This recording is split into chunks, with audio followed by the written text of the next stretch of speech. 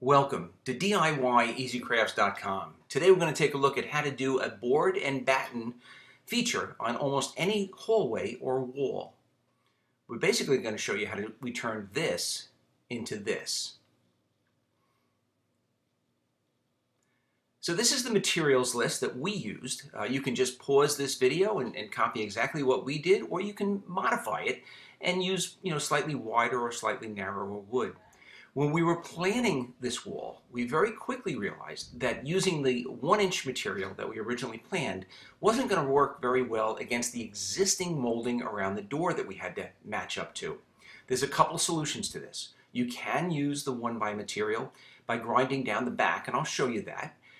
We can also go back to, in our case, Home Depot, and get some thinner wood. So we found a trim pack that was 5/8 thick, and we also found some 2 1/4 inch wide wood that we can use as the uprights.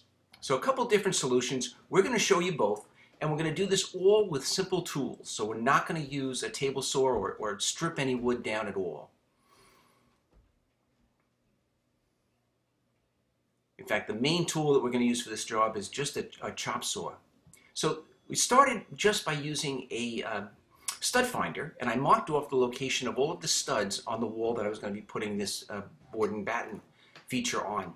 I then scored the very top crease of the bottom base molding, and I removed the existing molding just with a couple of little pry bars. I measured up the wood that I needed, and I started on the base. I was able to cut not only the 90 degrees, but also the 45-degree angle that I'm going to need for the corner right on the chop saw. I used liquid nails on all of the wood that I'm attaching to the wall.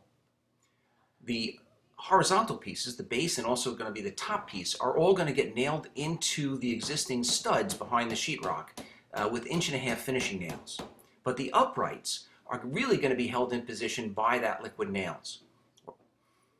What I did for the uprights is I did tack them in with a finishing nail, but those finishing nails are just in sheetrock. They're really just to hold it in place until the liquid nails kind of cures.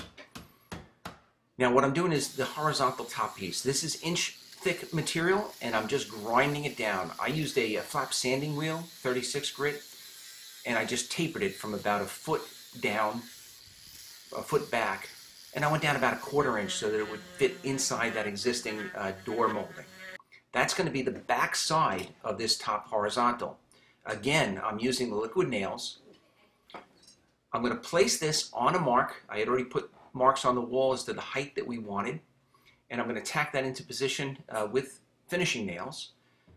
I put one nail in, and then I made sure that it was level before I put the other nail into the other studs. Now we kept this just below 4 feet so that we could get 2 pieces out of each vertical upright. The uprights, as I mentioned before, are 2 1/4 inch wide. That's casing material. Liquid nails once again. We went on 14 inches on center. I did not start the first upright on the corner. That would just kind of close in that whole area. So I went about 13 inches in from the corner and started it there. I did use a couple of finishing nails, and this is just to hold it in position, like I said before, until the liquid nails has a chance to set. So each one of these uprights, I put on the center mark. I put one finishing nail into the sheetrock, and then I use a level to make sure that that's perfectly level. And each one of these uprights is cut and measured and cut individually. A lot of floors are not, perfectly square or perfectly level. So each one of these uprights is going to be slightly different in length. I finished off that top horizontal with a 1-inch corner molding. It just gives it a nice finish. And then when that was done, I used a punch just to drive in each one of the finishing nails. If you don't have a punch, you could use just a larger nail. After that, we used paintable caulk, and I caulked all of the seams as well as all of those nail indentations. And this was basically my part of the job. After the caulking was done, This whole project is done in my daughter's house. So I left this to her and her kids.